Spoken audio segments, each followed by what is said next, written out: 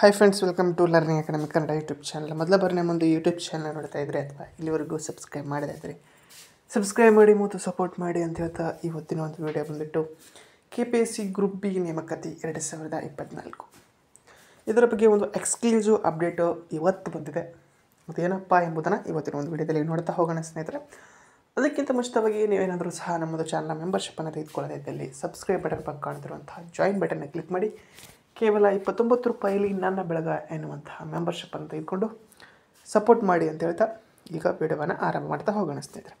ಏನಪ್ಪ ಅಂತಂದರೆ KPSC group B 1:3 result ಅನ್ನೋ ಒಂದು ಆಯೋಗದ ಅನುಮೋದನೆ ಸಲ್ಲಿಕೆಯಾಗುತ್ತೆ ಅತಿ ಶೀಘ್ರದಲ್ಲಿ ಅಂತ ಹೇಳಿದ್ದೆ. ಅದು ಇವತ್ತಾಗಿದೆ. ಅಂದರೆ ನಿಮ್ಮದು 1:3 ರಿಸಲ್ಟು ಆಲ್ರೆಡಿ ರೆಡಿ ಮಾಡಿ ಆಯೋಗದ ಅನುಮೋದನೆಗಾಗಿ ಅವರು ಅರ್ಜಿಯನ್ನು ಆಯೋಗದ ಅನುಮೋದನೆಗೆ ಸಲ್ಲಿಕೆಯನ್ನು ಮಾಡಿದ್ದಾರೆ KPS ಅವರು. ಹಾಗಾಗಿ ಇವತ್ತು 30 ಅಂದರೆ ನಿಮಗೆ ನವೆಂಬರ್ 10ರಿಂದ 15ನೇ ತಾರೀಕಿನ ಒಳಗಡೆ ಅಥವಾ 20ನೇ ತಾರೀಕಿನ ಒಳಗಡೆ ಎಕ್ಸ್ಪೆಕ್ಟೆಡಾಗಿ ನವೆಂಬರ್ 10ರಿಂದ 15ನೇ ತಾರೀಕಿನ ಒಳಗಡೆ ಬರುವಂಥ ಸಾಧ್ಯತೆ ಹೆಚ್ಚಿದೆ. ಹಾಗಾಗಿ ಇವತ್ತು ಆಯೋಗದ ಅನುಮೋದನೆ ಸಲ್ಲಿಕೆಯಾಗಿದೆ. ಹಾಗಿದ್ದರೆ ನಿಮ್ಮದು 100% ರಿಸಲ್ಟು ನವೆಂಬರ್ ತಿಂಗಳ 15ನೇ ತಾರೀಕಿನ ಒಳಗಡೆ ಬರುವಂಥ ಸಾಧ್ಯತೆ ಹೆಚ್ಚಿದೆ.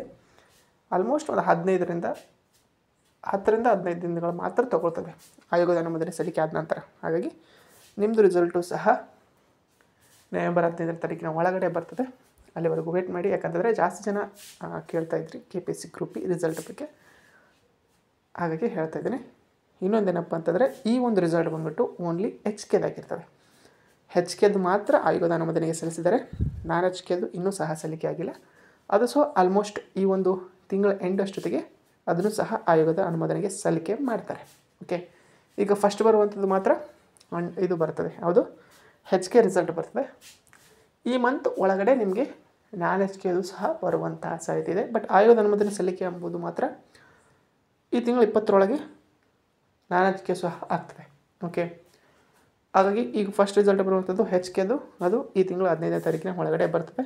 ಇದು ಇವತ್ತಿನ ವಿಡಿಯೋ ಆಗಿತ್ತು. ವಿಡಿಯೋ ಇಷ್ಟ ಆದರೆ ಲೈಕ್ ಮಾಡಿ, ಶೇರ್ ಮಾಡಿ ಮತ್ತು ತಪ್ಪದೆ ಸಬ್ಸ್ಕ್ರೈಬ್ ಮಾಡಿ ಅಂತ ಹೇಳ್ತಾ ವಿಡಿಯೋ ಇಷ್ಟವಾಗಿ ಧನ್ಯವಾದ. Thanks for watching.